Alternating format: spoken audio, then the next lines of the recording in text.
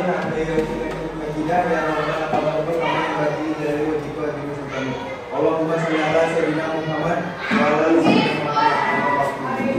saya hormati Bapak Ibu Guru SMP Negeri 2 Cilacap. Perkenalkan, nama saya Wahyu Anggoro Putro. Saya mengikuti pendidikan guru penggerak angkatan 9.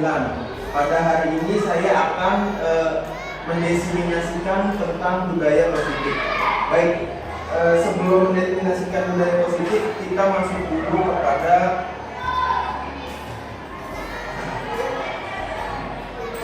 visi guru penggerak. Visi guru penggerak yaitu adalah terwujudnya merdeka belajar dan mencetak siswa yang berkarakter dan berakhlak mulia. Menurut Bapak Ibu, visi itu penting atau tidak kita sebagai seorang guru? Menurut Pak Soleh bagaimana? Sangat penting, Pak. Iya. Alasannya kenapa Pak Soleh? Karena dengan adanya visi, tujuannya ingin mencapai mimpi-mimpi ke depannya akan sangat jelas dan akan lebih fokus terhadap impian tersebut. Iya, betul. Ya, saya juga sangat setuju.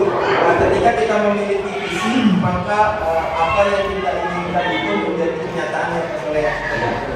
Kalau menurut Bapak Ibu yang lainnya bagaimana? Yang Bu Erni silakan. Menurut saya visi itu penting karena itu sebagai mungkin guideline kita supaya sampai ke suatu tujuan yang kita inginkan. Iya, betul. Jadi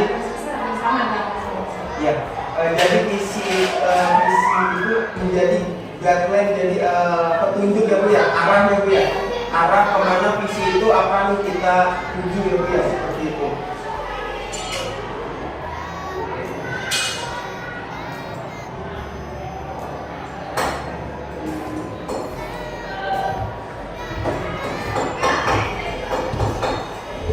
Baik, ini saya akan menjelaskan tentang visi. Visi itu adalah gambaran atau fokus tujuan yang akan dicapai di masa depan. Visi berperan penting yakni sebagai petunjuk arah kita untuk melangkah ke depan. Nah, sebagai seorang calon guru penggerak, menentukan visi untuk seorang guru sangatlah penting. Visi akan membuat kita mempunyai arah dan tujuan yang jelas dalam setiap kegiatan di sekolah. Karena menurut saya seperti ini Bapak Ibu, ketika kita mengajar atau menjadi seorang guru, ketika kita tidak mempunyai visi untuk murid-murid kita, maka akan bahaya. Contohnya kita ketika ingin pergi ke suatu tempat tapi kita tidak ada tujuan, kita bingung pasti. Tujuan kita mau kemana, harus naik apa, dengan apa, seperti itu. Tetapi ketika kita memiliki visi atau tujuan, kita tidak akan bingung.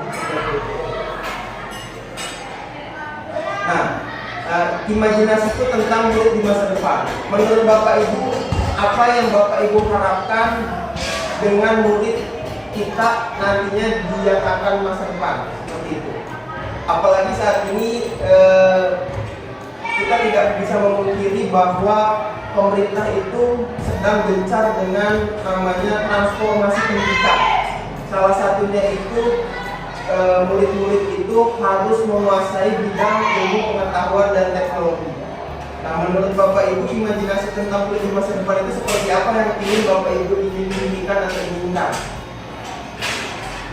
Mungkin Bu Erna, apa yang ingin Ibu? Di masa depan nanti dia memiliki bekal yang cukup untuk menjalani hidupnya.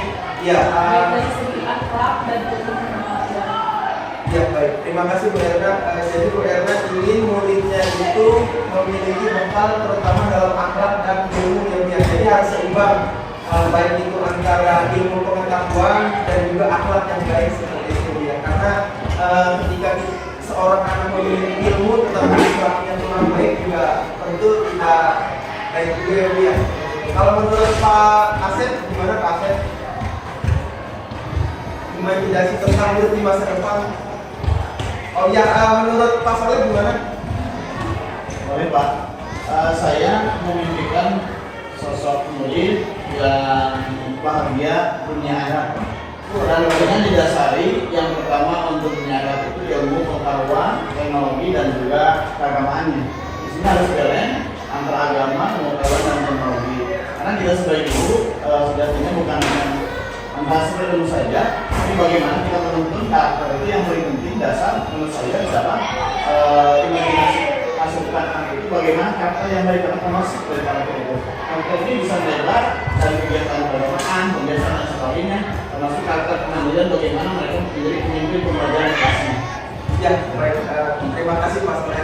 Pak Soleh sangat luar biasa. Jadi bukan saja menjelaskan tentang murid di masa depan ya Mas, tapi bagaimana kita juga bisa membentuknya melalui proses-proses yang kita lakukan agar murid itu menjadi seorang murid yang bisa berhasil dan sesuai dengan imajinasi kita dan keinginan kita.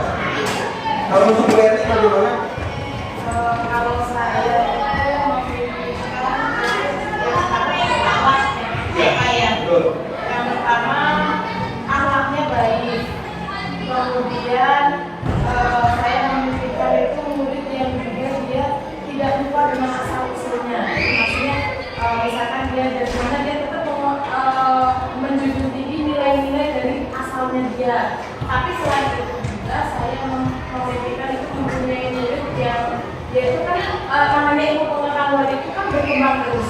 Ya, betul. Setiap saat ilmu pengetahuan itu pasti akan berkembang terus. Saya memikirkan nantinya siswa saya, murid saya itu dia bisa menyesuaikan dengan perkembangan zaman. Perkembangan zaman yang ada dia akan bisa menyesuaikan sehingga dia bisa nantinya memenuhi kebutuhan hidupnya, kebutuhan secara jasmani, secara rohani, secara kebahagiaan juga bisa dia capai dengan menggunakan kita bisa menggunakan akhlaknya dari akhlaknya, teknologi dan juga mungkin dengan sikap-sikapnya.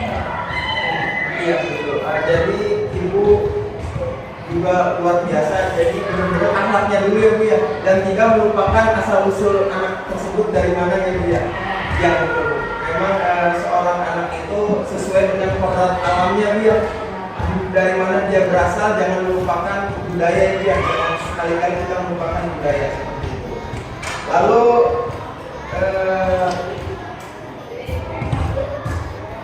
ya. Mungkin ini salah satu keinginan saya ya Bu ya.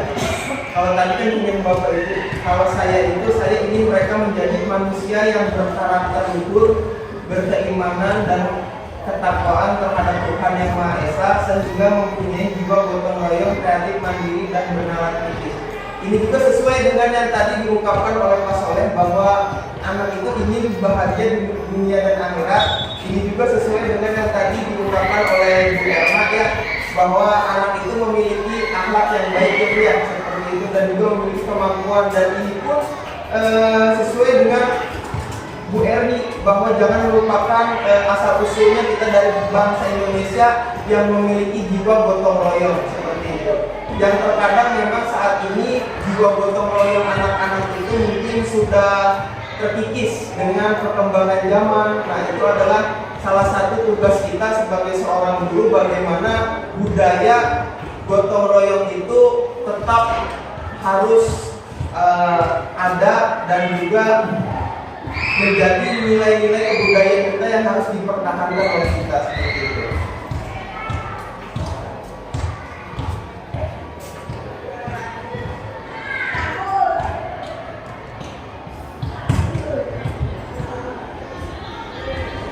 Nah, lalu selanjutnya adalah saya ingin mereka menjadi pemimpin masa depan yang berkarakter dan berbudaya serta berpegang teguh pada nilai-nilai bangsa.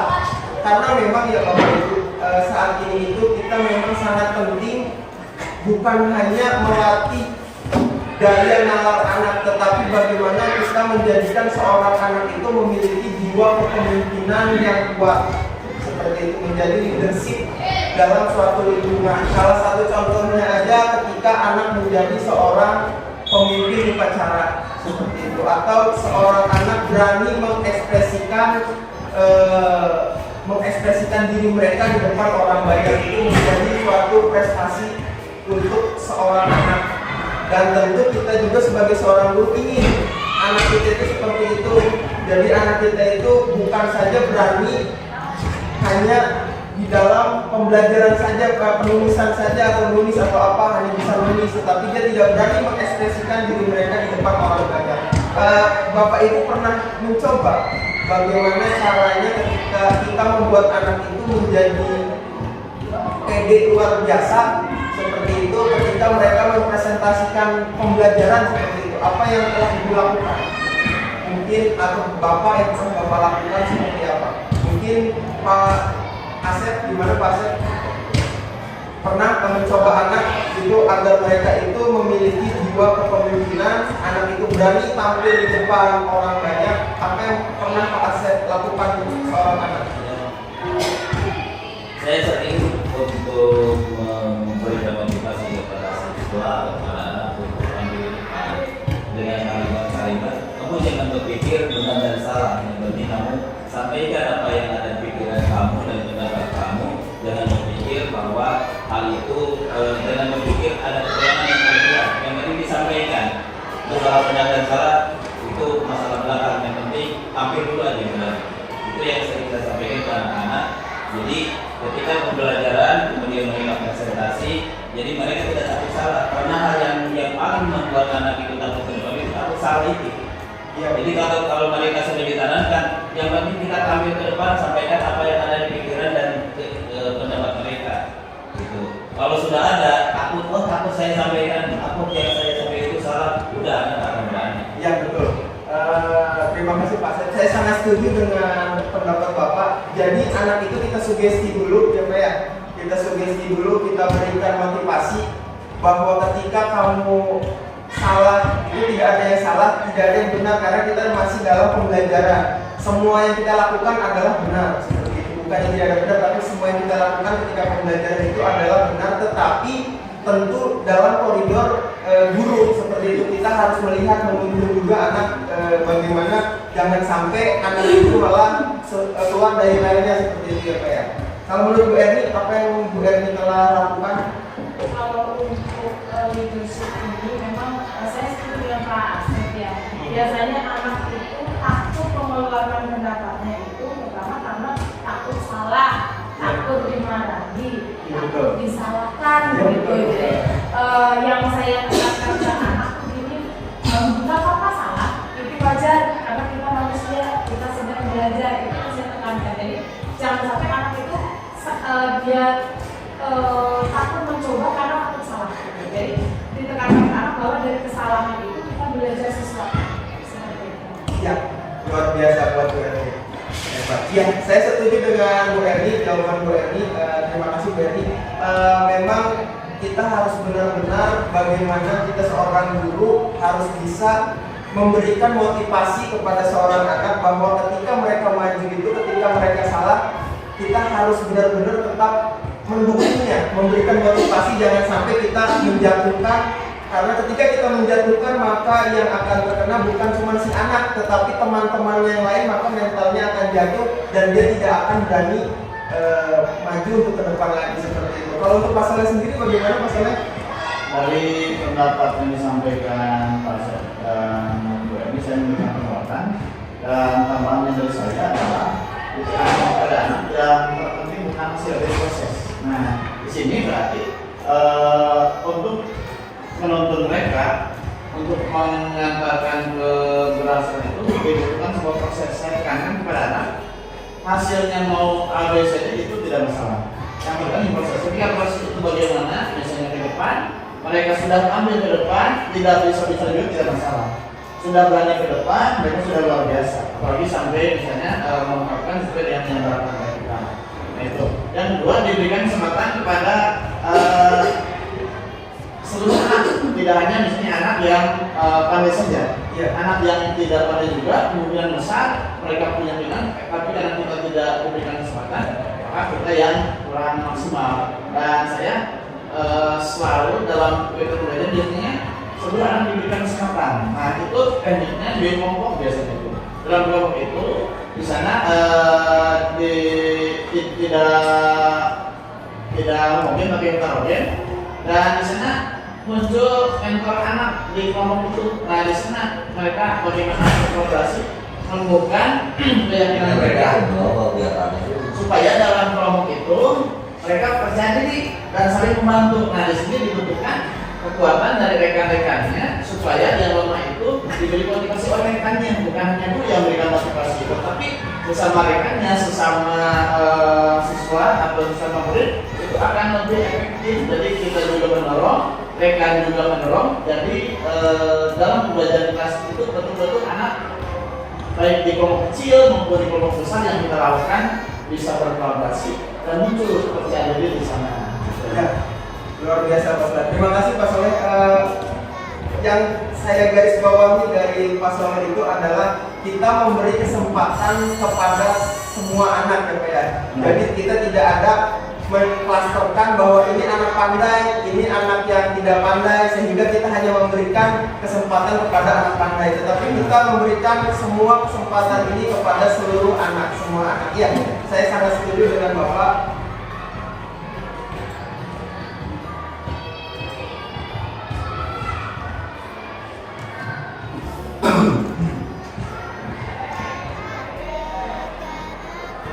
Nah, ini yang sangat penting. Sekolah saya percaya bahwa murid adalah, ya, kalau saat ini mungkin saya pribadi ya Bapak, mungkin sebelum mengerti tentang yang diajarkan dalam pendidikan saya ini, anak itu hanya sebagai objek. Ternyata kita salah besar. Ternyata anak itu adalah sebagai subjek pembelajaran yang memiliki potensi, bakat, serta keunikan masing-masing sesuai kodratnya. Jadi tugas guru apa? Tugas guru adalah hanya menuntun seorang anak untuk mencapai sebuah kebahagiaan dan seorang anak bisa mencapai derajat yang lebih tinggi lagi sebagai seorang manusia, seperti itu. Menurut Bapak Ibu bagaimana? Bapak Ibu saat ini melihat murid itu sebagai apa? Apakah sebagai objek ataukah sebagai subjek? Mungkin Pak Asep gimana?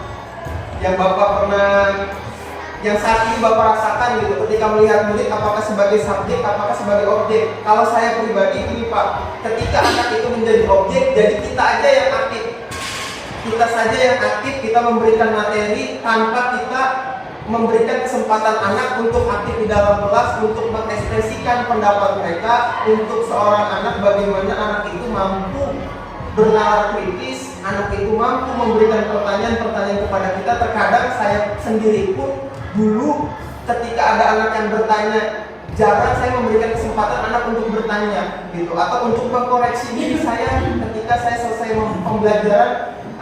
Untuk saat ini mungkin kita sebagai seorang guru harus melakukan refleksi diri bahwa apa sih yang kurang dari kita gitu, kepada anak. Menurut Pak Asep gimana? Udah pernah melakukan apa yang sebagai subjek atau objek yang kebanyakan saat ini?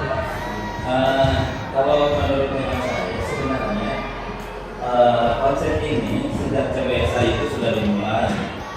Jadi cara belajar siswa aktif artinya siswa itu menjadi subjek yang ini.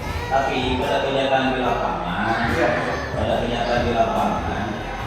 sebagian atau sebagian kecil atau sebagian besar atau seluruhnya juga bahwa pemahaman guru tentang ini dalam prakteknya itu tidak seperti dalam konsep.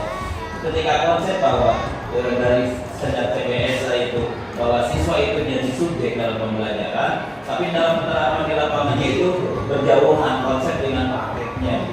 Makanya terus terjadi perubahan-perubahan di kurikulum. Konsepnya sama dari CBSA pada intinya, esensinya itu sama.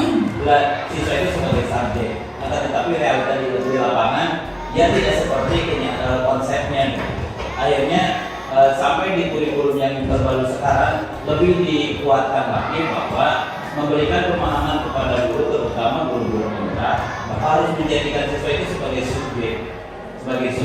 Walaupun dalam kenyataan di lapangan yang saya rasakan menjadikan siswa sebagai subjek itu sulit sekali. Terus terang saya jujur itu dari hati yang paling dalam, menjadikan siswa sebagai subjek pembelajaran itu sulit pada kenyataannya. Karena berbagai macam, termasuk karena pembedaan siswa juga. Memang ada sebagian siswa yang sudah aktif menjadi subjek, tapi pada kenyataannya ya Pak, teknik-teknik di lapangannya itu yang hampir sebagian guru itu belum menguasai, mungkin termasuk saya sendiri. Dan saya mencoba untuk belajar, mencari informasi, mengajar dari orang bagaimana pelaksanaan di lapangan. Dan pergeseran itu perlu saya lakukan semenjak sejak saya menjadi pengajar itu mencoba untuk menjadikan siswa itu sebagai subjek. Tapi kenyataannya sampai sekarang itu baru hanya berapa persen saja bisa saya lakukan. Karena ketika materi yang sulit, anak itu ya kalau di tanpa apa namanya itu rangkanya yang Ya, terima kasih Pak Seth. Memang ketika kita berbicara teori sangat mudah ya Pak ya. Bahwa teori itu mengatakan bahwa seorang anak itu menjadi subjek, tetapi pada kenyataannya memang kita membutuhkan ekstra yang kita membutuhkan sesuatu pengalaman pedagogik yang harus kita miliki agar kita bagaimana bisa membuat anak itu menjadi benar-benar sebagai subjek. Gitu. Kalau untuk Pak Budi bagaimana Pak Budi? Bapak dulu. Oh ya, menurut Pak Budi Ruliana gimana?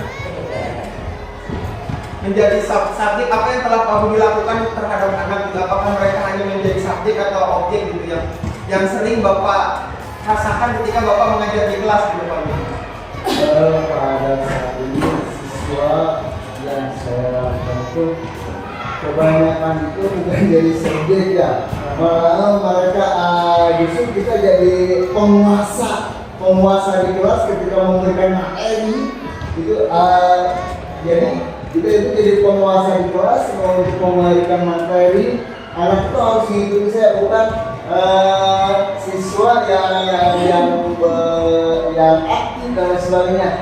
Itu kebanyakan saya di kelas. Tapi ketika ada perubahan zaman, menjaga informasi, oh ternyata yang saya lakukan itu salah, kurang tepat gitu ya. Jadi ketika zaman semakin bertambah, semakin maju, teknologi semakin maju, ternyata cara pembelajaran juga semakin meningkatkan, subjeknya pun semakin berbeda. Antara tahun dulu dengan tahun sekarang beda, siswa dulu dengan siswa sekarang beda. Itu pandangan saya. Ya, terima kasih Pak Budi. Memang salah satu tantangan yang kita hadapi adalah keadaan anak itu sendiri ya. Sesuai, memang betul yang dikatakan Ki Hajar Dewantara bahwa anak itu berkembang sesuai dengan kodrat zaman dan kodrat alam. Jadi kodrat zaman itu ketika mungkin pada tahun kita itu mungkin teknologi itu tidak segencar saat ini seperti itu. Beda dengan pada zaman sekarang yang teknologi itu semakin luar biasa, semakin hebat seperti itu. Menurut Pak Soleh gimana kiat-kiatnya yang Pak Soleh lakukan agar kita sebagai seorang guru bisa menjadikan murid itu sebagai subjek? Untuk yang saya lakukan, memang yang dikatakan Pak Budi memang benar pada kenyataan. Tapi saya berupaya untuk melaksanakan pembelajaran yang berusaha terbaik. Apalagi selama ini sedikit pengalaman saya dengan karena saya merupakan bagian dari pembelajaran ini. Untuk kiat-kiatnya, bagaimana caranya supaya siswa menjadi subjek, pertama harus melihat dulu kesukaan belajar mereka. Dan juga bakat mereka dan gaya belajar mereka. Dari sanalah 3 hal itu, kesiapan belajarnya, bakatnya, kemudian juga gaya belajarnya dipetakan dulu. Kemudian langkah pertama dalam persepsi kita bisa melihat dulu, memberikan stimulus atau memberikan pemantik kepada anak. Dan selanjutnya membuat kelompok-kelompok kecil yang diserahkan dari anak. Jadi student sampelnya di sana. Dan nanti muncul student agency di sana. Jadi di sini kita hanya memberikan fasilitas kepada anak, tidak menjelaskan misalnya kalau ini oleh kita tidak, tapi oleh anak sendiri. Anak diberikan kemerdekaan. Jadi sebelum langkah ke pembelajaran, pertama dari kenyamanan kelas dulu dibentuk. Bagaimana mereka bisa nyaman dalam kelompok itu yang saya lakukan selama ini ya Bu ya. Iya. Selanjutnya kita juga berupaya sebagai guru memvariasikan berbagai sumber belajar. Karena saya sudah lulus IT, saya terkadang memberikan PR kepada anak. Saya kan mempelajari dulu materi selanjutnya, materi sebelumnya di Google misalnya. Kemudian kita juga dulu menyiapkan materi yang bervariasi, baik di buku paket atau sumber-sumber lain. Sehingga ada ketertarikan mereka untuk melakukan pembelajaran yang mereka inginkan. Jadi kita tidak memaksakan kalau untuk saya sendiri. Memang prosesnya tidak 100%, tapi minimal kita bisa mengakomodir apa sih keinginan anak itu.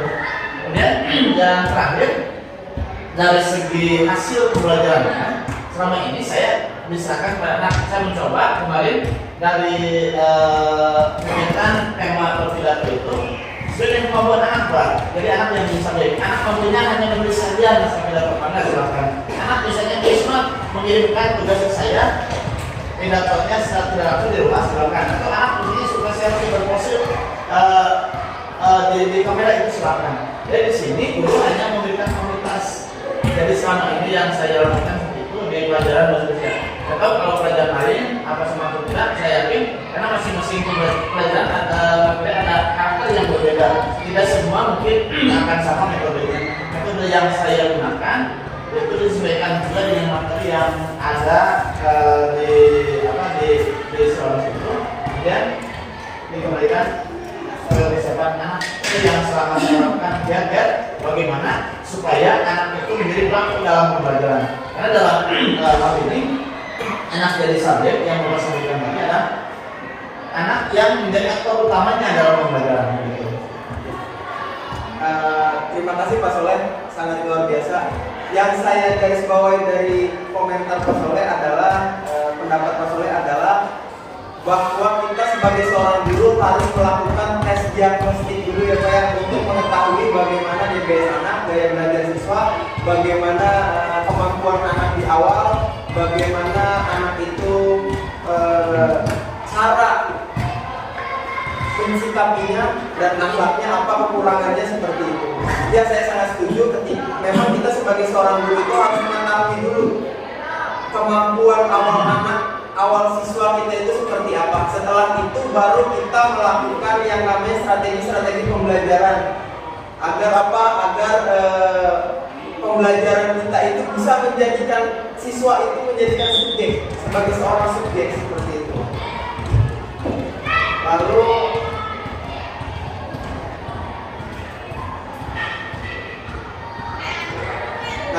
dari yang tadi kita telah kita sepakati bersama atau kita diskusikan bersama, memang visi kita itu memang saat ini dan untuk kedepannya adalah terwujudnya merdeka belajar. Merdeka belajar itu apa? Jadi kita semua pembelajaran itu berpihak kepada anak, untuk anak, bukan untuk guru. Jadi pembelajaran itu kita asumsikan, kita niatkan bahwa pembelajaran itu harus semuanya itu berpihak kepada anak, untuk anak.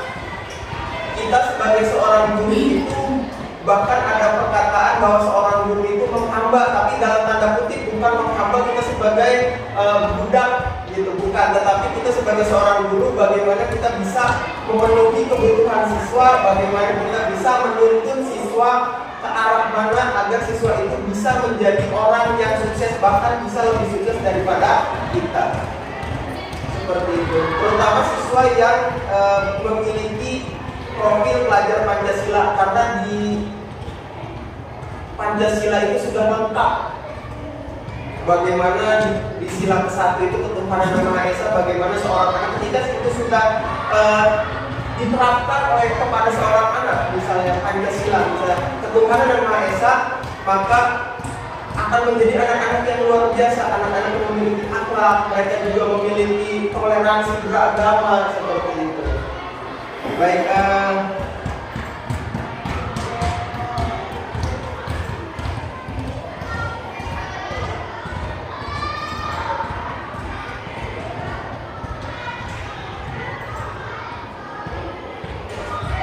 nah tentu sebuah visi dan prakarsa perubahan itu tentu akan sejalan dengan yang namanya akan menjadi budaya sekolah seperti itu. Budaya sekolah itu apa? Adalah sekumpulan nilai yang melandasi perilaku, tradisi, kebiasaan, keseharian, dan simbol-simbol yang dipraktekkan oleh semua warga sekolah, baik oleh kepala sekolah, guru, peserta didik, dan warga sekolah. Budaya sekolah merupakan ciri khas. Jadi setuju dengan tadi Bu Erni bilang bahwa kita jangan sampai melupakan ciri khas kita ya Bu ya. karakter kita atau watak dan citra sekolah tersebut dalam pandangan masyarakat luas. Jika budaya sekolah sudah menjadi bagian budaya pribadi semua warga sekolah, maka siapapun yang masuk dan bergabung di sekolah tersebut maka akan secara otomatis mengikuti budaya yang sudah ada sebelumnya. Sebuah sekolah harus mempunyai misi menciptakan budaya sekolah yang menantang namun menyenangkan, adil, kreatif, inovatif, terintegrasi, dan menghasilkan lulusan yang berkualitas tinggi dalam belajar, dalam perkembangan intelektualnya, serta mempunyai karakter sesuai dengan profil pelajar Pancasila. Nah, memang pada akhirnya adalah siswa yang kita raih atau yang kita visi kita itu adalah siswa, bagaimana menjadikan siswa menjadi profil pelajar Pancasila yang sesuai dengan Pancasila.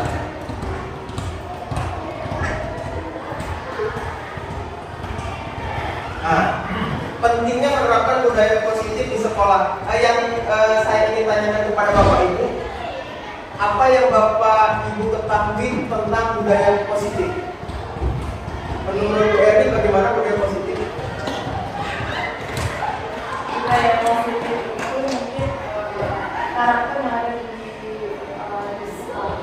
Makanya di sekolah ya. Iya, betul. Karakter yang ada di sekolah yang bernilai baik yang sudah terbiasa dilakukan. Ya, jadi budaya positif itu adalah sebuah karakter karakter atau nilai yang sudah dimiliki oleh sekolah kita dan sampai saat ini masih berjalan seperti itu ya Bu ya. Kalau menurut Pak Saleh, bagaimana budaya positif? Mungkin sama yang disampaikan oleh Bu Erni, ini bernilai positif dan nilainya sudah menjadi universal. Seperti apa? Gotong royong, kemandirian, kemudian toleransi, saling menghargai, saling teman dan sebagainya. Budaya positif ada budi daya, artinya punya kekuatan kita memiliki kekuatan dari akal pikiran atau nurani yang disebutkan yang dari universal.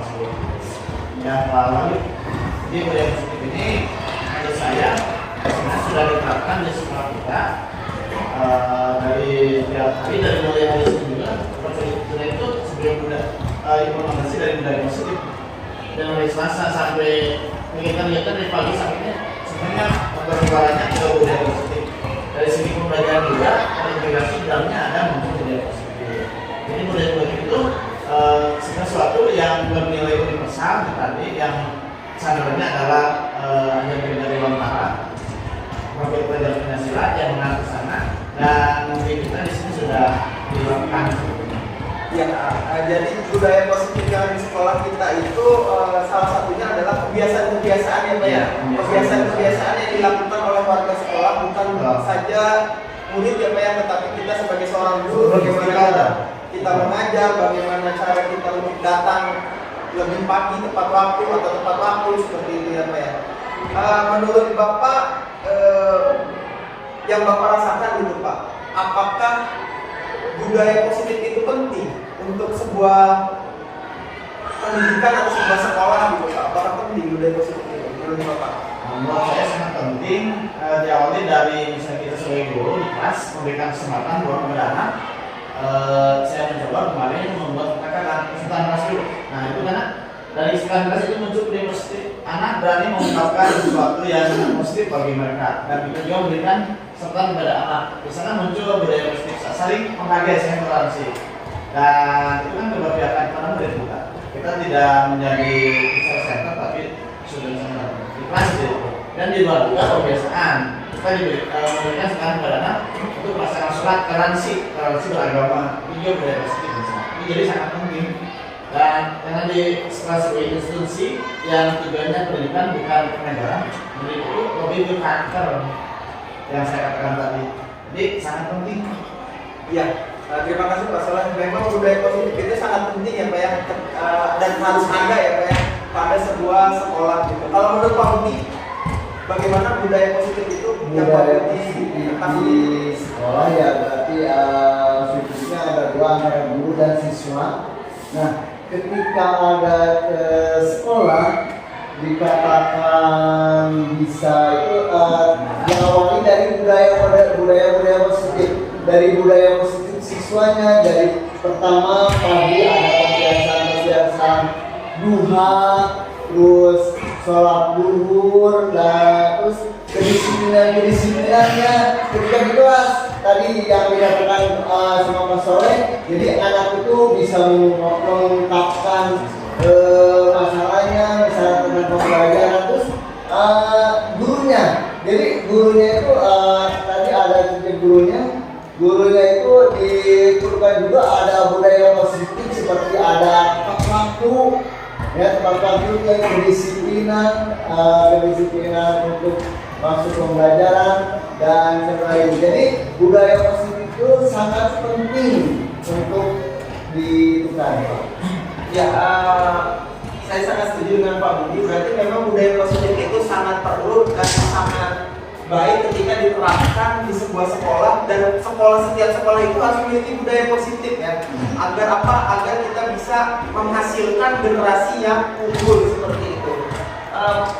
Lalu yang dengan melakukan kegiatan pembelajaran yang aktif, kreatif dapat menciptakan pembelajaran bermakna dan menyenangkan bagi peserta didik. Salah satu tujuan budaya positif itu yaitu dengan melakukan kegiatan pembelajaran yang aktif, kreatif dapat menciptakan pembelajaran bermakna dan menyenangkan bagi peserta didik. Menurut Bapak Ibu bagaimana? Apakah setuju dengan pendapat ini? Dengan melakukan kegiatan pembelajaran yang aktif, kreatif dan menciptakan pembelajaran bermakna. Menurut Bapak Ibu bagaimana? Setuju. Alasannya kenapa budaya menurut budaya? Budaya positif itu artinya bisa akan muncul dari diri siswa sendiri gitu, tanpa kita perlu harus memaksa siswa gitu, karena nanti akhirnya ujung-ujungnya kita akan bermuara ke diri siswa masing-masing ya. Dengan anak itu mereka akan dari dirinya sendiri sadar akan kebutuhannya, sehingga nanti karena sudah sadar akan kebutuhannya akhirnya tujuan center itu tercapai. Ya betul, saya sangat setuju. Jadi memang pembelajaran itu, jadi anak itu sadar ya Bu ya, bahwa anak itu datang ke sekolah itu tujuannya satu, untuk belajar ya Bu ya. Padahal pada yang kita sering tanya kepada anak, kalau nggak di sekolah itu sok haluman gitu. Padahal bukan haluman, bukan kesepian, tetapi kita harus bisa mengarahkan anak, mindset anak ini bahwa kalian datang ke sekolah itu untuk belajar seperti itu. Lalu yang ketiga, pentingnya komitmen menerapkan budaya positif dengan membuat kesepakatan kelas. Kesepakatan kelas itu adalah bagaimana kita sebagai seorang guru jadi membuat kesepakatan kelas agar apa? Agar si anak itu sadar dan yakin bahwa kita itu sebagai seorang siswa itu memiliki kesepakatan terhadap kita sebagai seorang guru, agar apa? Agar anak tidak merasa terpaksa ketika kita mengarahkan seorang anak. Menurut Bapak Ibu penting tidak kesepakatan kelas, dan apakah Bapak Ibu sudah menerapkan kesepakatan kelas sebelumnya seperti itu? Kesepakatan kelas itu jadi kesepakatan yang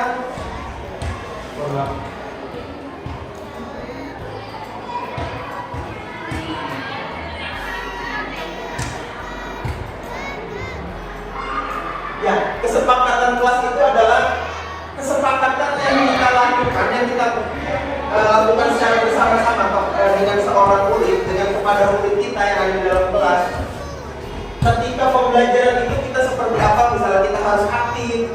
Terusnya lalu yang kedua, murid ketika ingin ke kamar mandi harus izin terhadap guru, seperti itu.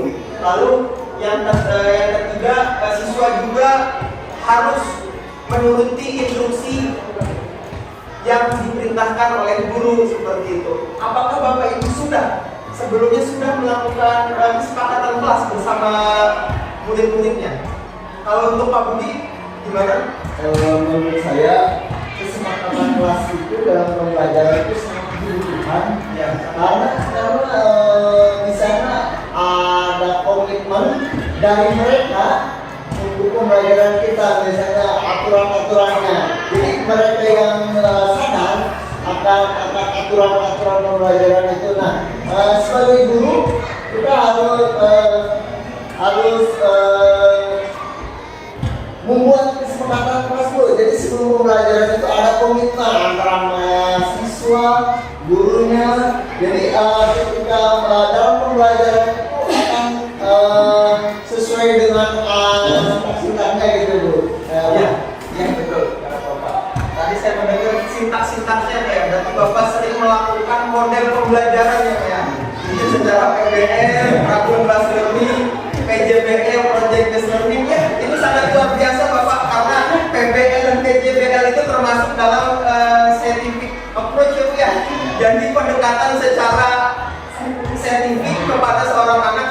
tujuannya benar. Jadi bukan yang tadi dikatakan Bu Erni, bagaimana kita menciptakan pembelajaran yang berpusat terhadap murid, terhadap siswa. Ya, itu sejalan dengan Pak Budi yang tadi menerapkan sesuai dengan sintak-sintak PBL.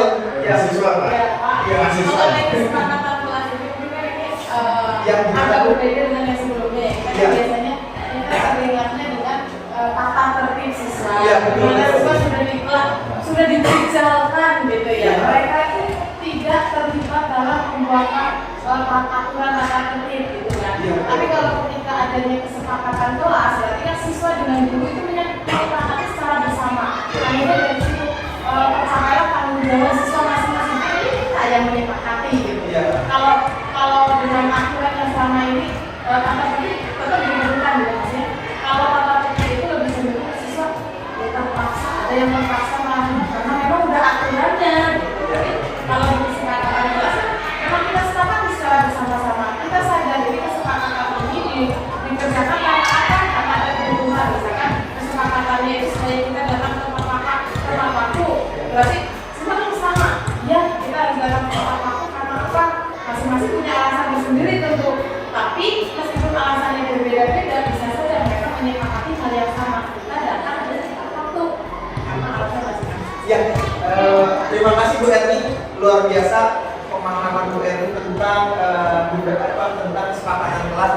Betul yang Bu Erni bilang, kesepakatan kelas itu beda dengan tata tertib itu ya. Kalau tata tertib itu lebih ke kita yang membuat dan murid harus mengikuti, seolah-olah kita ini diktator gitu. Sekolah yang membuat tata tertib, siswa wajib mengikuti seperti itu. Beda dengan kesepakatan kelas.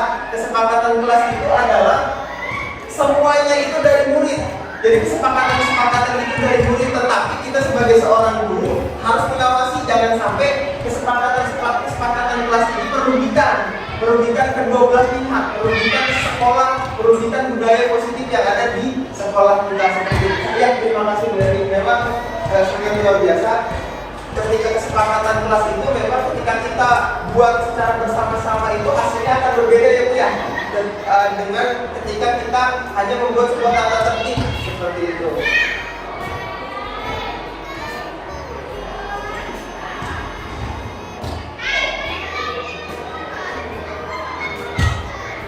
Nah, tujuan membangun budaya positif di sekolah adalah untuk menumbuhkan karakter anak sesuai profil pelajar Pancasila. Lalu membuat kesepakatan kelas dengan tujuan untuk menumbuhkan dan membiasakan anak menjadi mandiri, disiplin dan bertanggung jawab. Ya, tadi sejalan dengan apa yang dikatakan Bu Erni bahwa kesepakatan kelas itu adalah dari siswa. Ketika dari siswa disepakati oleh guru, oleh kita sebagai warga sekolah, maka di situ akan muncul sikap disiplin dan bertanggung jawab seperti itu. Lalu yang tujuannya adalah membangun kolaborasi dengan berbagai pihak untuk membangun budaya positif di sekolah. Menurut Bapak Ibu, penting tidak berkolaborasi dengan berbagai pihak untuk membangun budaya positif yang ada di sekolah? Apakah kita bisa menjalankan ini semua dengan sendirian gitu Bu, tanpa bantuan dari guru-guru, rekan sejawat, kepala sekolah, atau tanpa bantuan dari murid-murid kita? Menurut Ibu gimana? Bu Erni gimana? Apakah bisa tidak tanpa berkolaborasi gitu? Kita sendiri gitu, jalan sendiri. Kalau menurut saya itu nggak bisa ya Pak ya. Iya. Namanya kita mau hidup ya, Iya, betul. kita ada makhluk pribadi dan ada makhluk sosial. Ini tidak akan berkembang juga ketika pembelajaran juga. Kita nanti bisa menjadi seorang makhluk sosial. Iya. Kita membutuhkan orang lain. Maka suatu kesepakatan, taruhlah kesepakatan tentang berdisiplin gitu. Ini perlu banyak kolaborasi dari yang lain. Misalkan saja nih, di luar ada patung gitu ya. Warga kota kita akan menerima anak yang mereka anak-anak itu magang jam 8 di situ dibiarin. Ya akhirnya kesepakatan itu tidak bisa terlaksana gitu. Kecuali kalau misalkan dari warga itu istilahnya dalam bahasa musik mengusir anak-anak itu pergi ke sekolah. Nah, anak sekolah, dia sekolah seperti itu Pak. Itu contoh hasilnya sih. Ya betul Bu. Memang ketika kita ketatin anak ya Bu ya, tetapi ketika kita tidak didukung oleh berbagai pihak, maka itu akan stabil ya Bu ya. Maka di sini pentingnya berkolaborasi untuk menciptakan budaya positif. Kalau menurut Pak Soleh bagaimana pentingnya kolaborasi ini? Terkait dengan yang dengan itu saya berpendapat bahwa kolaborasi itu sangat penting antara kita bersama rekan jawab dengan antara kita dengan siswa, antara kita dengan masyarakat kita dan antara kita dengan orang tua siswa. Di sini seluruh stakeholder yang berkepentingan eksternal itu sangat berperan besar. Jadi kalau kita mau kolaborasi saja, siswa tidak akan cukup kalau ada kolaborasi dengan pihak luar dengan masyarakat. Yang hal ini sangat penting karena dalam kolaborasi itu seperti misalnya mobil harus utuh, bannya ada tanpa ada rem bakal terbang. Jadi sekarang ini di dalamnya ada berbagai elemen-elemen satu sama lain punya peran masing-masing dan peran itu tentunya satu sama lain saling menunjang. Dan semua yang terlibat di dalamnya memiliki keunikan masing-masing dan memiliki kekuatan-kekuatan. Nah, kekuatan-kekuatan itu baik siswa sebagai kepada dosennya, baik orang tua siswanya, baik dari siswanya, dinas atau pengawas, ini semuanya berkolaborasi satu sama lain. Jadi tidak boleh hanya misalnya dulu dengan guru saja, tanpa melibatkan kita dengan orang tua siswa. Karena dalam pendidikan itu adalah input di dalamnya menurut saya. Jadi kolaborasi ini sangat penting karena manusia itu sebagai juru politik kan makhluk sosial, tidak mungkin bisa nanti sendiri. Tapi kita harus saling bantu satu sama lain, saling menguatkan, saling mengisi, saling memberikan masukan apa yang kurangnya kita diisi oleh teman yang lain. Karena sebagai manusia saya sadar sendiri, saya pribadi bukan superhero, kita punya kekurangan. Nah dari mana kita saling isi kekurangan itu. Dan di sini menjadi sebuah kekuatan dari masukan-masukan teman itu menjadi kekuatan bagaimana kita bergerak bersama-sama dalam hal yang sama, mengantarkan cita-cita siswa sesuai dengan impian dan sampaikan. Ya, saya sangat setuju dengan Bapak bahwa kolaborasi ini sangat penting ya Pak ya untuk mencapai sebuah tujuan, terutama dalam menciptakan atau membangun budaya positif yang ada di sekolah kita. Lalu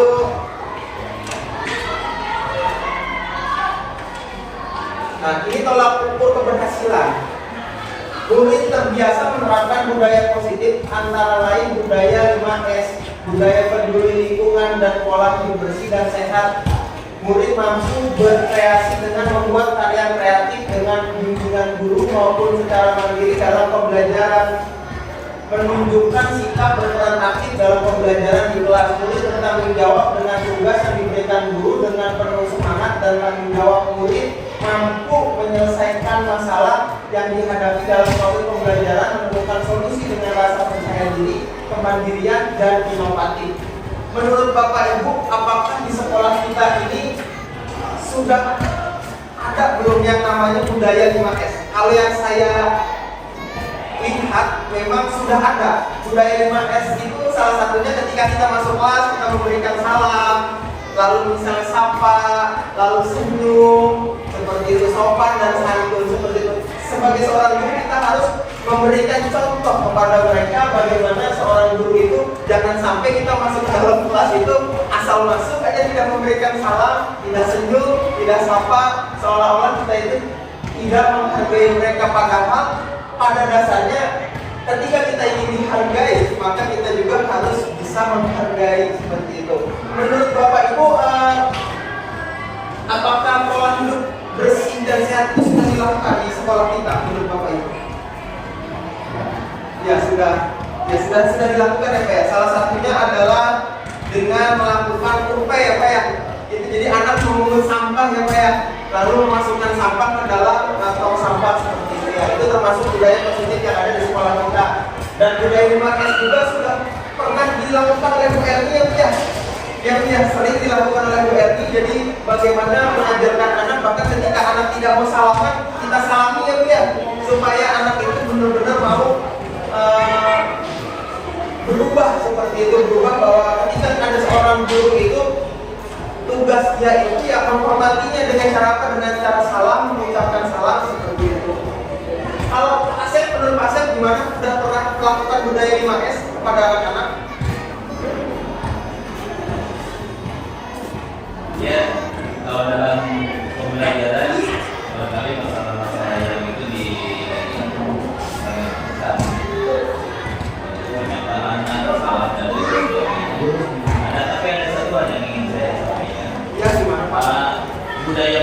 positif itu adalah kebiasaan-kebiasaan yang dilakukan oleh siswa secara spontan, tanpa ada instruksi, tanpa ada, tapi sudah menjadi kebiasaan sehari-hari yang melekat pada pribadinya. Betul. Itu adalah hal yang positif. Jadi mereka itu melakukan itu tanpa ada yang nyuruh, tanpa itu, tapi sudah panggilan jiwanya sendiri. Nah itu yang jadi poin penting. Menanamkan itu yang menurut saya menanamkan nilai itu yang sangat sulit, karena ketika berbicara tentang budaya untuk bersih ini ya, anak itu masih banyak di pandangan saya, di pandangan hemat saya, anak itu masih banyak buang sampah dengan tanpa secara spontan. Buang sampah kemana? Contohnya misalnya masyarakat di sana, itu kan masih ada. Ketika di dalam kelasnya itu juga ketika ada kertas sobek, lalu dibuang ke bawah, bukan dibawa ke tempat sampah. Nah ini kebiasaan yang spontan, tanpa harus disuruh, tanpa harus ada undang-undang. Nah ini budaya yang belum ada di Surabaya. Mungkin di Surabaya sudah ada. Ketika ada sampah, ketika nggak ada tempatnya, dimasukkan dulu ke satu. Nanti sudah ada tempatnya baru dibuang. Di anak-anak itu saya belum bisa lihat, belum bisa melihat seperti itu.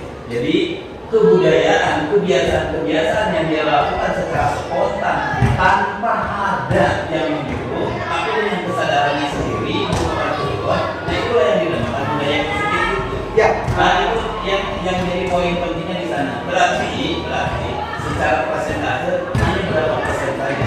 Karena di penglihatan saya belum menemukan anak ada siapa sih yang baru di satu uang ada siapa belum bisa menemukan. Ya,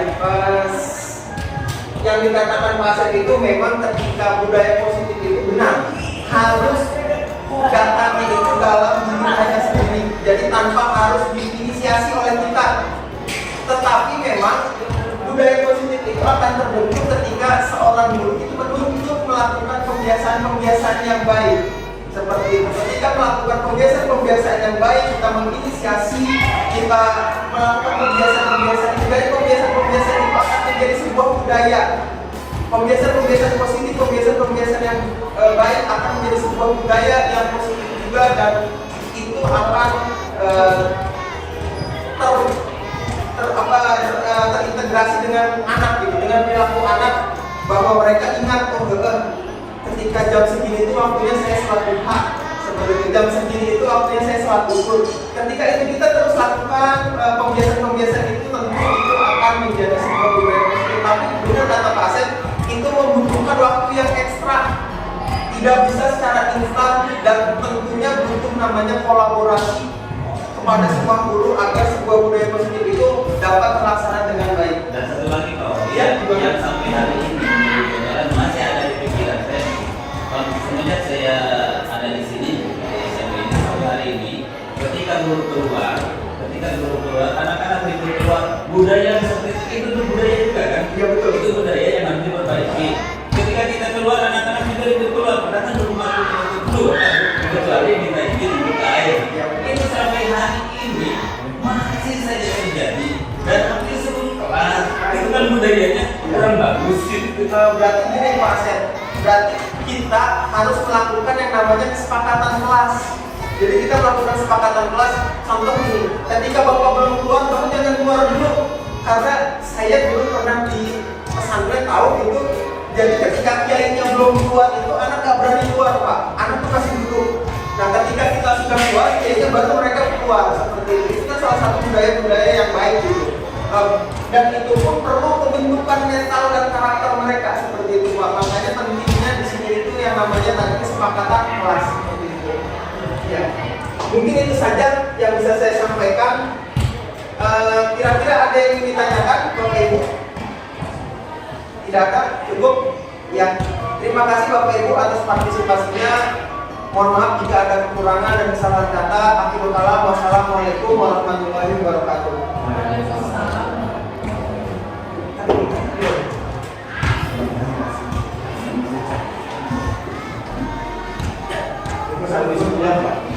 Tapi nanti testimoni Iya, sama iya. perangkat.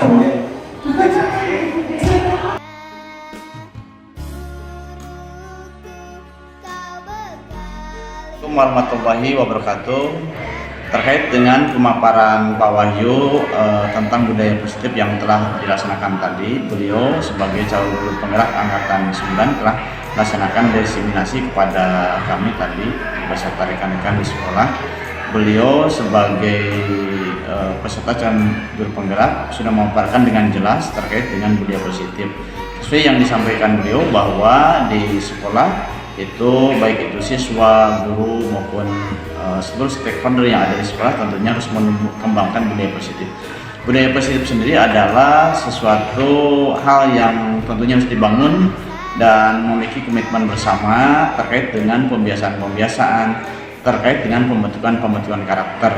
Di SMP 2 sendiri sesuai dengan yang dipaparkan Pak Wahyu tadi, beliau memaparkan bahwa di sekolah kami khususnya ada beberapa kegiatan-kegiatan positif yang mendorong tumbuh berkembangnya budaya positif di sekolah, di mana murid-murid kami dalam kehidupan sehari-hari di sekolah dari mulai pagi kemudian siang sampai sore pun banyak kegiatan-kegiatan yang mendorong tumbuh kembangnya budaya positif. Pagi hari misalnya beliau menyampaikan kepada kami ada kegiatan-kegiatan pembiasaan dan baik kegiatan pembiasaan keagamaan maupun kegiatan pembiasaan budaya literasi, termasuk siang setelah pulang sekolah juga pembiasaan untuk sholat duhur. Dan sore pun budaya positif di sekolah kami yaitu menumbuh kembangkan bakat dan minat berupa kegiatan-kegiatan ekstrakurikuler. Jadi sesuai dengan paparan beliau, budaya positif bukan hanya dilaksanakan di kelas tapi juga di sekolah, baik itu dalam kegiatan intrakurikuler, ekstrakurikuler maupun kegiatan prakurikuler. Budaya positif yang telah kami sampaikan oleh beliau sangat jelas paparannya, bisa dipahami oleh kami dan itu mudah-mudahan beliau dalam menempuh pendidikan sebagai guru penggerak bisa terus menumbuh kembangkan budaya positif, dan hal ini berkaitan dengan bagaimana pembentukan karakter. Dan dari budaya positif beliau menyampaikan dan bisa disimpulkan oleh saya pribadi bahwa pembentukan karakter budaya positif dimulai membangun komitmen bersama kepada siswa, bagaimana caranya baik itu di kelas maupun di luar kelas selalu ditumbuh kembangkan. Dan beliau menyampaikan sebagai guru tentunya beliau menjadi panutan, menjadi teladan bagi siswa, dan beliau memberikan informasi kepada kami budaya positif itu contohnya dalam kegiatan pembelajaran diadakannya sebelum pembelajaran itu adanya kesempatan kelas. Beliau menyampaikan kesempatan kelas itu adalah pemahaman siswa terhadap guru bahwa membuat peraturan-peraturan yang menumbuh kembangkan kegiatan-kegiatan positif.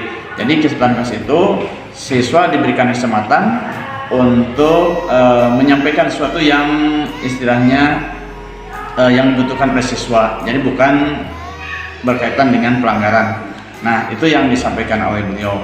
Jadi secara pribadi saya sangat berterima kasih kepada beliau yang sudah memaparkan dengan jelas ilmu yang disampaikan oleh beliau itu memberikan pemahaman kepada saya pribadi untuk mengembangkan budaya positif di sekolah. Demikian yang dapat saya terima informasi yang disampaikan oleh Pak Wahyu yang begitu jelas. Mudah-mudahan beliau selama menjalankan pendidikan di calon guru penggerak angkatan 9 ini diberikan kekuatan dan diberikan kelancaran, amin ya rabbal alamin. Sekian dari saya. Assalamualaikum warahmatullahi wabarakatuh.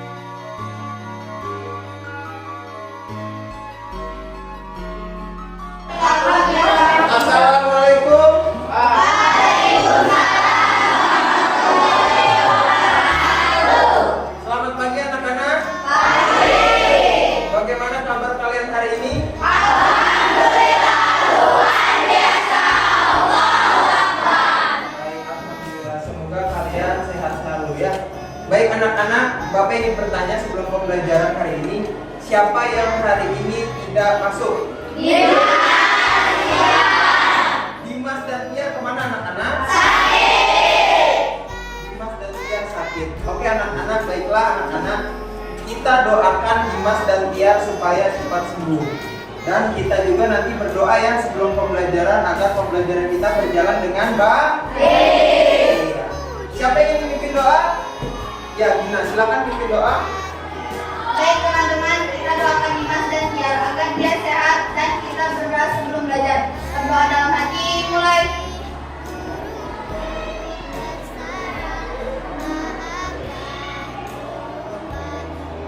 Berdoa Alhamdulillah, kita tadi sudah berdoa. Baik anak-anak, sebelum kita masuk ke materi pembelajaran pada hari ini, kita buat yang namanya kesepakatan kelas. Kalian setuju? Setuju.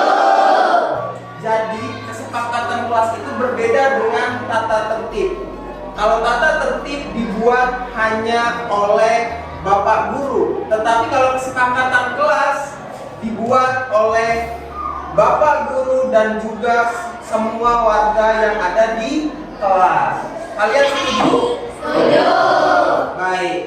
Kira-kira kesepakatan kelas kita apa ya?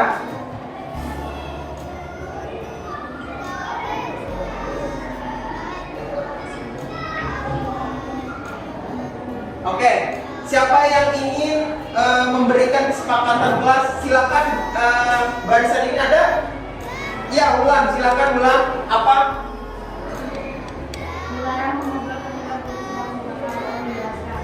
Dilarang mengobrol. Dilarang mengobrol ketika guru sedang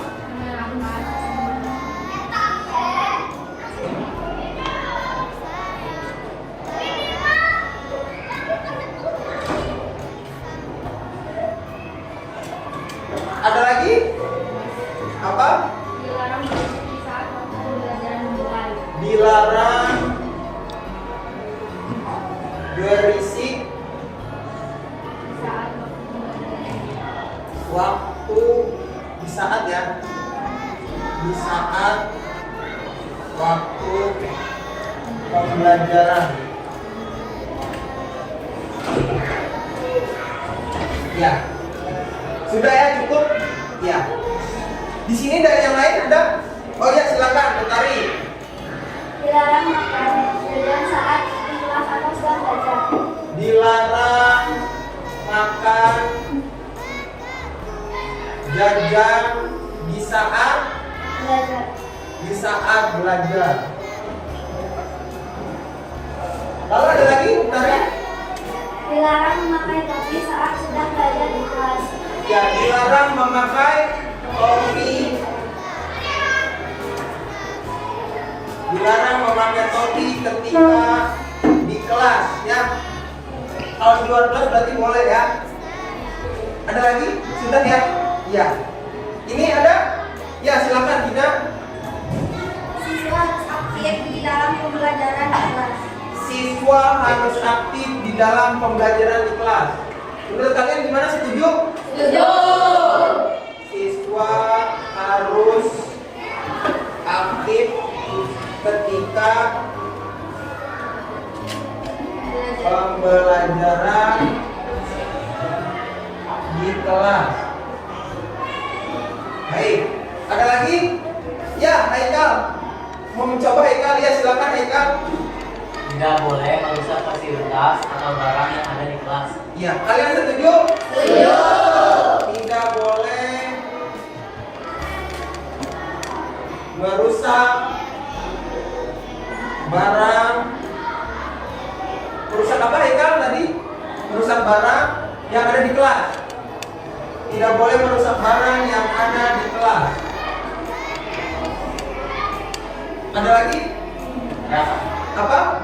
tidak boleh membuang sampah sembarangan di area kelas. Tidak boleh membuang sampah sembarangan di area kelas. Kalian setuju?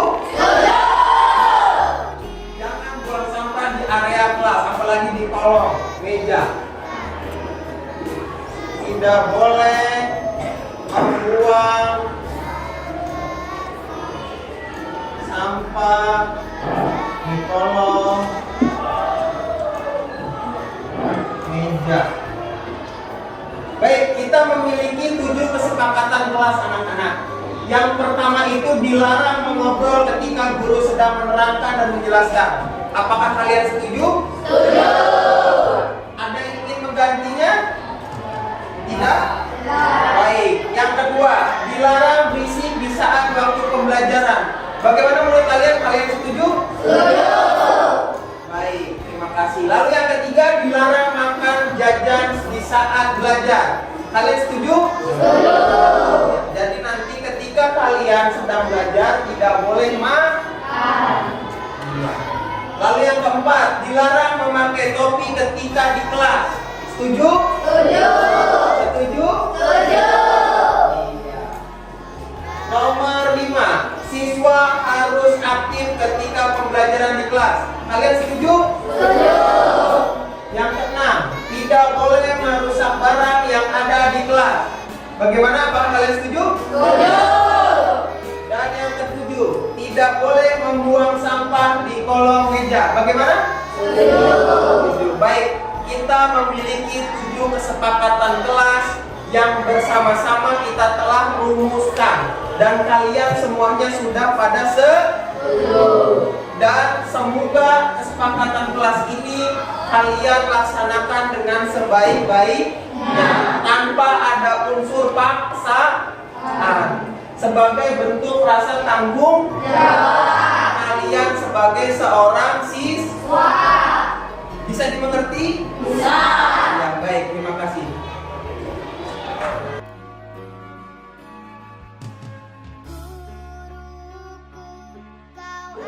Menurut saya kesepakatan kelas di dalam budaya positif sangat baik, karena kita sebagai seorang murid dapat mengeluarkan pendapat kita dalam menuntut peraturan yang ada di dalam kelas, dan kita bisa mempertanggungjawabkannya.